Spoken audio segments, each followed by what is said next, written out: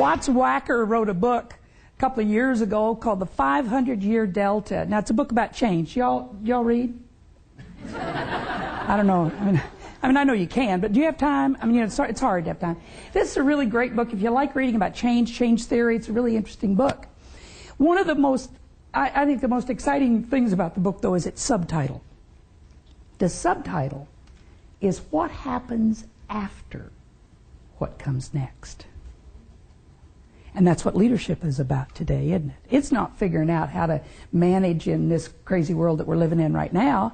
It's not about figuring out what's going to come next, because if we got all you folks together in this room, we could probably figure out what's going to come along next, even if we didn't like it. We could probably figure it out.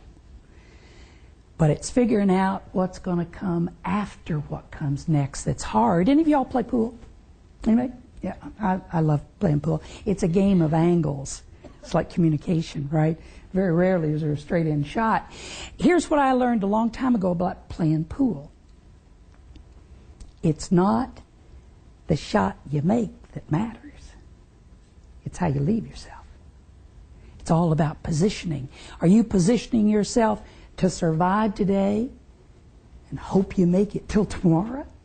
Sometimes just getting through the day is good enough for some of us, right? You know, it's hard. Or are you positioning yourself today for the future? He says, don't be blinded by the logic of today or the reason of the past. Pay attention to what's going on. A lot of people in this day and age are what I call survivalists. They're just trying to get by. Now, you know those survivalists, you know those cult groups, they're always out west, aren't they? Have you ever noticed how they're always out west? And they're not, they move away from towns and cities and the big compounds, don't they, you know? And they all, and they talk about them. You know, they're going to come and get us. They're going to do something to us. They're afraid. They carry guns, right? Well, I think we have a lot of corporate survivalists, don't we? We have a lot of corporate survivalists who've hunkered down. You know, they're building their barricades. They're not going to let anybody in. They're afraid of all those people out there. They talk about them all the time. I don't know if they carry guns, but, well, I guess some of them do these days, you know. And it's pretty scary. We have people in our organizations who are talking about the pain and fear of the past, right? They'll tell you about, those downsizing days that we went through, and is it going to happen again? And oh my gosh, they're going to do it. The next shoe's going to drop, and when's it going to drop? And you know, it's just been awful, and it's going to be all they talk about is pain and fear, getting by, just making it. You know, if we could just get over this economic blip. And what they do is they take the past and they live in the present with it, and they project it into the future. 88% of the people who were surveyed, now this is Canadian data, so you almost have to pay attention to it. 88% of the people who were surveyed said they work longer hours. How about you? Anybody overworked? Absolutely. I won't talk about underpaid. 68% of them said even though they work longer, they still got to work faster in order to get everything done. That's because you're now doing the job of 2 or 3 people, right? Remember the good old days when you had a job? Now you got all this work. And now technology's helped, hasn't it? I had this woman, she called my office. Now I have to tell you, we pride ourselves in good customer service because 94% of our business is repeat or referral. And that saves in marketing costs, right?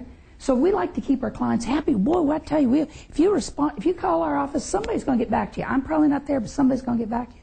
This woman said, Linda, I'm really mad at you. I said, what happened? She said, you didn't respond to my email. I said, gosh, I'm really sorry. When did you send it? She said, 20 minutes ago. Now, what I wanted to say, you know, what do you think? I'm sitting around here waiting for email to come in? Of course, I didn't, because 94% of my business is repeat or referral. I didn't want to make a client mad. But you know, now technology says you've got to respond right now. It's sent. Remember the good old days when we could say the check's in the mail? I sent that out. I don't know, it must be Canada Post. That's the problem, isn't it? Canada Post. 75% of these folks say that their personal life is suffering. Wonder why? You know? I mean, really, people today, they're starting to say, we're not going to put up with this, aren't they? I mean, there are men who even want to know their kids. That's the truth, right? That's the truth. I mean, my dad, he went off and he worked and he came home. My mom looked after us. I mean, today, men say, well, I want to know my kids too. I want a paternity leave too. I want to be able to spend time with my family. I want to go on holiday. I was talking to this one guy, he said he works for the government. He said his cell phone has to be on 24 hours a day, every day of the year. I said, what do you do when you go on holidays? He said, my cell phone's on. I think that's scary, don't you? I think it's scary. But the next statistic is the one that scares me the most.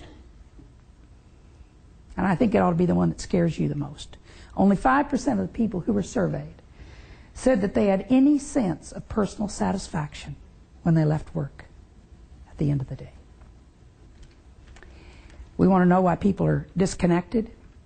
I think people who don't feel valued, who don't feel affirmed, who don't feel that their work is important, who have no purpose in life, they can't see that they're fulfilling any important function, and that's how they're being treated.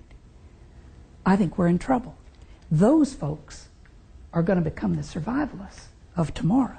If we're going to thrive, we're going to do 5 things. Number 1, have a goal. Now everybody says have a goal. I know. I don't want you to have a goal because goals are good. I'm going to tell you why to have a goal in just a little bit. Because it's absolutely essential if we're going to thrive. Second, get off itinerary. I don't care how good your goals are. Get off them. Otherwise, you're going to miss some great opportunities out there in the world. Number 3, get connected because it's the only thing that's going to save you. Personally, professionally, in your relationships, in your business. Being connected is the only thing that's going to save you. Take control because why in the world would you give it away to anybody else? And yet people do. And last but not least is have fun. And if you don't get this one, then I think you should go to a different session.